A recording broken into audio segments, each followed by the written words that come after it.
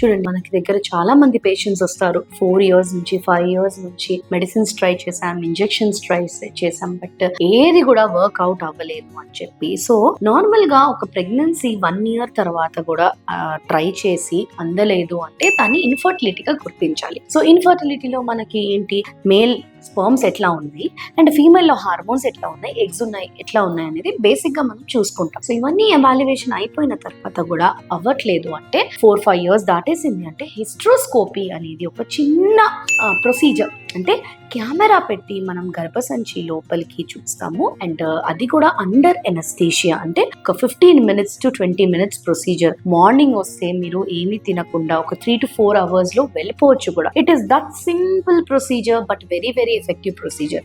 ఎందుకంటే చూడండి, లోపల గర్భసంచి లోపలికి వెళ్ళిన తర్వాత మనకి స్పేస్ ఎట్లా ఉంది, లోపల అతుకులు ఏమైనా ఉన్నాయా, పాలిప్స్ అంటే ఒక పురుపురి లాగా వస్తుంది లోపల, అది కూడా బేబీ ప్లేస్ లో వస్తుంది కాబట్టి ఎంబ్రియో ఎక్కడైతే అతకాలో ఆ ప్లేస్ లో అతకనీయకుండా చేస్తుంది. అదేమైనా ఉందా, సెప్టమ్ అంటే కొంతమందికి గర్భసంచి మధ్యలో గోడ లాగా వచ్చేస్తుంది. సో ఈ గోడ లాంటిది ఏమైనా ఉందా, సెప్టమ్ రిసెక్షన్ అంటాం దాన్ని. ఆ సెప్టమ్ తీసేస్తే చక్కగా ప్లేస్ బాగా వచ్చి బేబీ అతకడానికి ప్లేస్ ఉంటుంది.